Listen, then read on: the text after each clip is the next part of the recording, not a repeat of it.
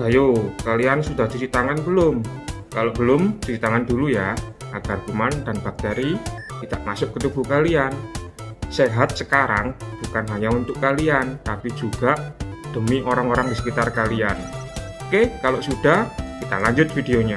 Assalamualaikum warahmatullahi wabarakatuh. Baiklah anak-anak sekalian, sebelum kita memulai pelajaran, mari kita berdoa dulu. Berdoa sesuai agama dan keyakinan masing-masing. Harapannya semoga kita semua mendapat ilmu yang bermanfaat. Berdoa mulai. Bismillahirrahmanirrahim.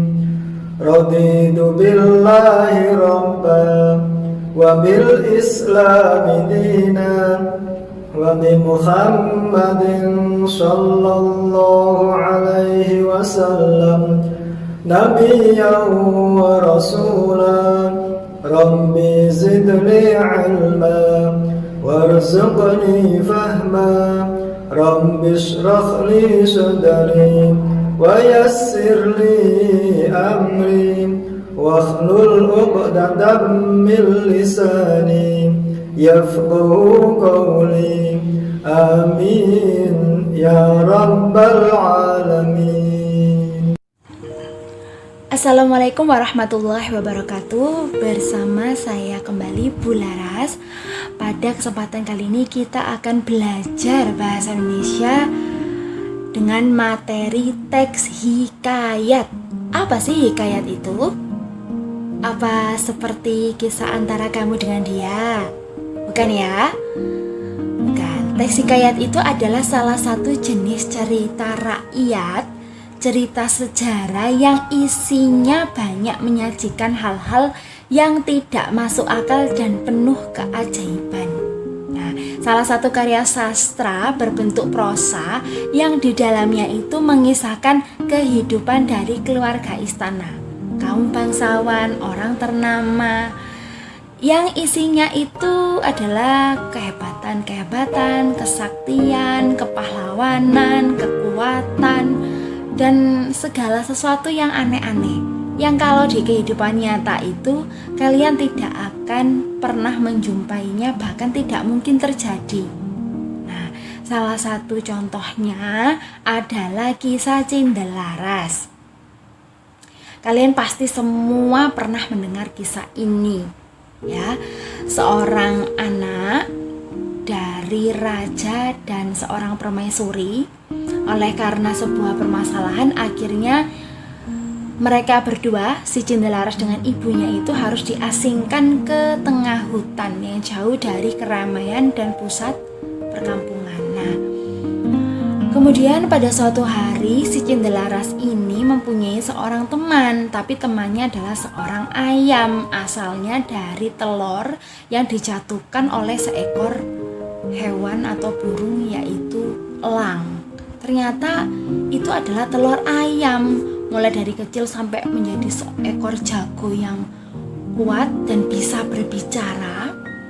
Bunyinya itu adalah dia mengatakan bahwa Cindelaras itu adalah tuannya, bahwa Cindelaras itu hidup di hutan belantara, bahwa atap rumah Cindelaras itu adalah daun kelapa, dan dia adalah anak dari seorang raja dari kerajaan Jenggala. Nah, semenjak dari itulah si Cindelaras akhirnya juga dari cerita ibunya pergi melakukan perjalanan ke pusat kota atau pusat wilayah itu, yaitu menemui Raja Jenggala yang tidak lain adalah ayahnya sendiri. Dengan membawa ayamnya, dia pergi menuju perkampungan, melewati sungai. Nah, sampailah di sebuah perkampungan ada sebuah kompetisi sabung ayam. Nah, di sana akhirnya mempertemukan dia atas kemenangan-kemenangan dia itulah mempertemukan dia dengan sang raja yang juga hobi dengan tradisi sabung ayam itu. Nah, akhirnya dipanggil lah tanpa sengaja si Cindelaras itu untuk menemui Raja Jenggala yang tidak lain adalah ayahnya. Ketika sampai di sana, akhirnya terungkaplah dengan bantuan oleh oleh sang pati, akhirnya ibunya yang tidak lain adalah permaisuri sang raja itu adalah dijemput kembali dan tinggal bersama di kerajaan Jenggala. Nah, akhirnya di masa meninggalnya sang raja digantikan oleh si Cendelaras ini. Nah, pesan moralnya yang bisa didapat dari cerita Cendelaras itu adalah bahwa segala sesuatu yang sifatnya baik atau kebaikan dan kebenaran itu cepat atau lambat itu pasti akan terungkap. Nah, jadi apapun yang menjadi takdirnya itu pasti akan sampai juga, gitu ya. Nah, itu tadi sekilas cerita tentang Cendelaras. Nah, Ibu mau tanya sekarang, selain teks cerita hikayat, ya, adakah karya sastra berbentuk prosa lainnya yang sudah kalian pelajari? Benar. Di situ ada teks cerpen dan teks novel. Cerpen dan novel itu adalah sama dengan teks hikayat, yaitu sebuah karya sastra yang bentuknya prosa. Selanjutnya, Ibu akan menjelaskan lebih dalam lagi mengenai teks hikayat agar kalian dan kita semua bisa belajar sama-sama tentang teks hikayat itu. Yang pertama yaitu karakteristik teks hikayat. Yang kedua, unsur teks hikayat. Yang ketiga, isi dan nilai-nilai kehidupan teks hikayat. Yang keempat, membandingkan nilai-nilai kehidupan antara hikayat dan cerpen. Dan yang kelima, menceritakan kembali hikayat dalam bentuk cerpen.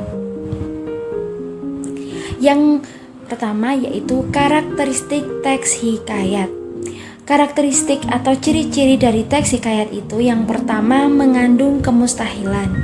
Contoh dalam cerita si Cendelaras, hal yang mustahil adalah ketika ayam si jago yang sudah dirawat Cendelaras itu bisa berbicara dan mengatakan fakta yang terjadi atau fakta tentang identitas si Cendelaras, bahwa Cendelaras itu adalah anak dari seorang raja. Yang kedua, tokoh utama mempunyai kesaktian. Contoh, si tokoh utama yaitu Cendelaras mempunyai kesaktian dari ayam jago yang telah dirawatnya itu. Ayam jagonya itu sangat kuat dan selalu menang ketika diadu dengan ayam-ayam yang lainnya. Sehingga dari kekuatan si ayam itu dengan kesetiaan si Cendelaras merawat si ayam itu mempertemukan dia dengan takdir yang sebenarnya, yaitu bertemu dengan ayahnya dan tinggal bersama dengan ibunya di kerajaan Jenggala. Yang ketiga, bersifat anonim. Hikayat itu sifatnya anonim karena nama pengarangnya tidak diketahui.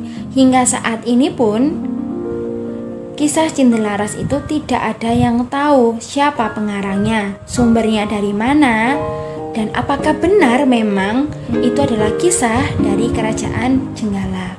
Yang keempat, istana sentris. Jadi hikayat itu pasti mengambil latar belakang dari kehidupan kerajaan, kehidupan istana. Biasanya kalau tidak bercerita tentang perebutan kekuasaan atau juga tentang kekejian atau keiri hatian antara para selirnya, kemudian karena kerakusan rajanya, atau mungkin karena pengkhianatan para pelayan rajanya.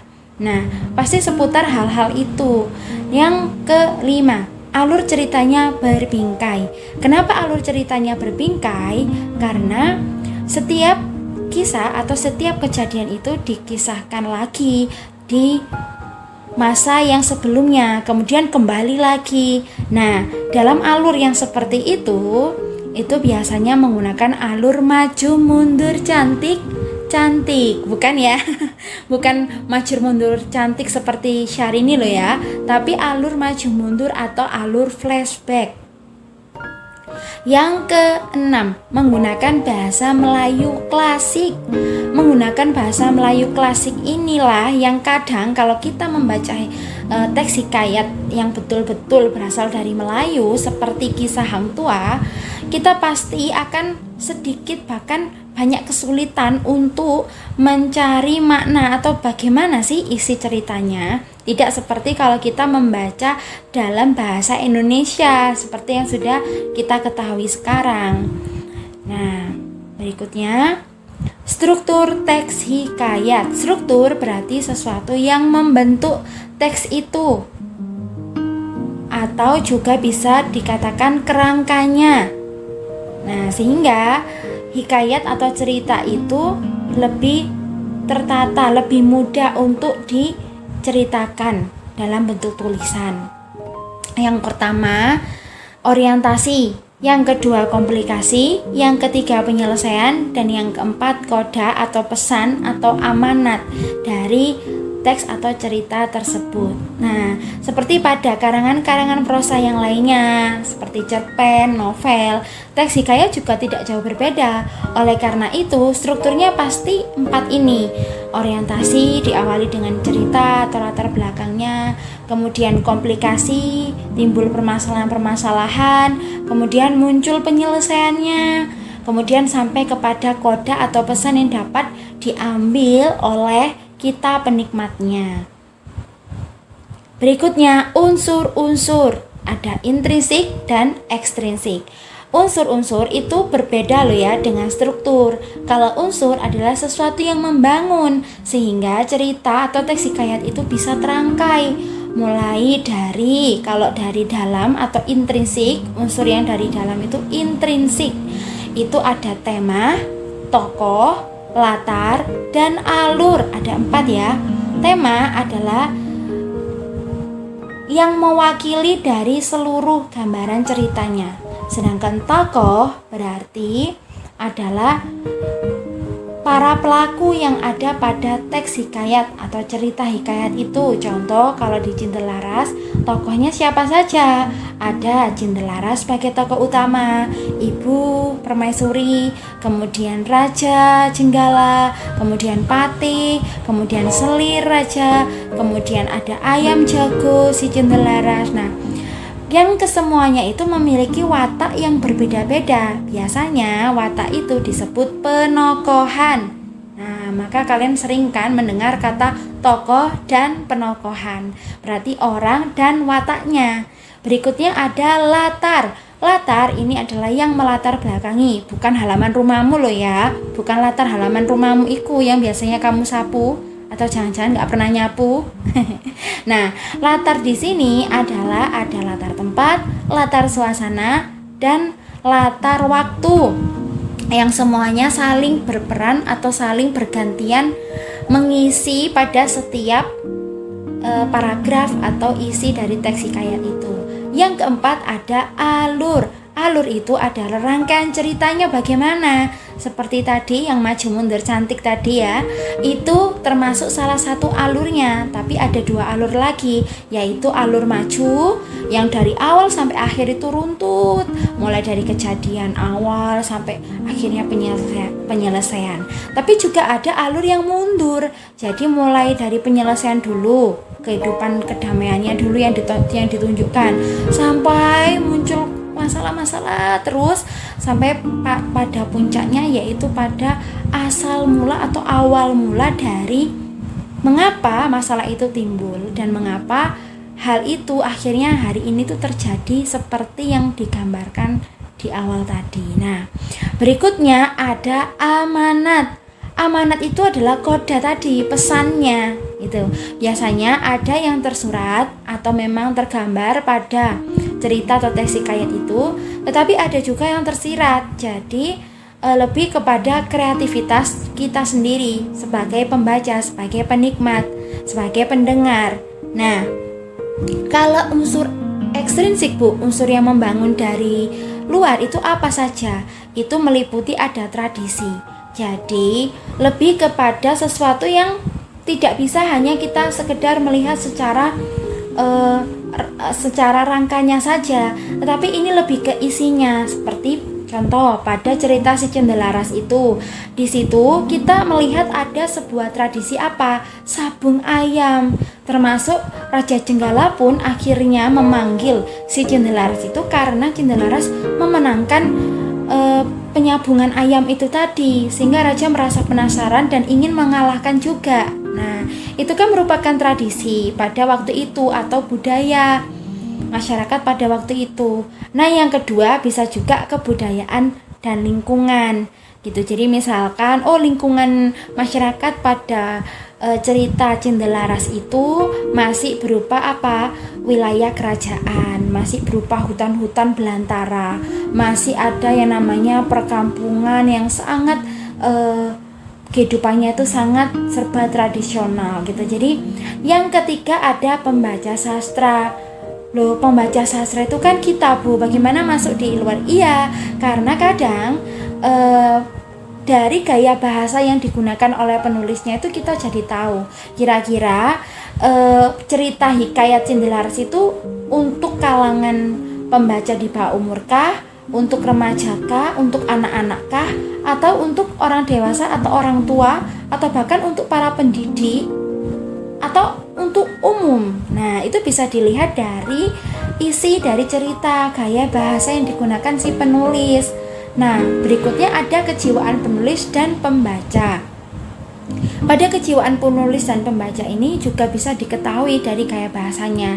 Kalau gaya bahasanya menggunakan gaya bahasa yang vulgar, kata-katanya kemudian atau kata-katanya itu cenderung sangat terbuka dan tidak ada yang ditutup-tutupi, berarti cerita itu memang ditunjukkan untuk orang dewasa. Tetapi ketika ada sebuah cerita yang memang gaya bahasanya itu lucu, ceria, kemudian banyak majas-majas yang hiperbola, tidak banyak majas yang sindiran atau sarkasme, pasti itu ditujukan untuk anak-anak remaja, anak-anak muda. Nah, kemudian yang terakhir adalah kondisi di luar sastra atau faktor kemasyarakatan. Nah, itulah unsur yang membangun ekstrinsik.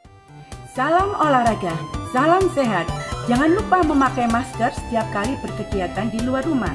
Dan gunakan masker untuk menutupi hidung dan mulut kalian. Contohnya seperti ini. Oke guys. Bagaimana dengan pembelajaran hari ini? Sukses selalu, tetap semangat. Jangan lupa jaga kesehatan, pakai masker, selalu cuci tangan, dan jangan lupa jangan keluyuran kemana-mana, tetap di rumah saja, bantu orang tua. Jangan lupa ibadah.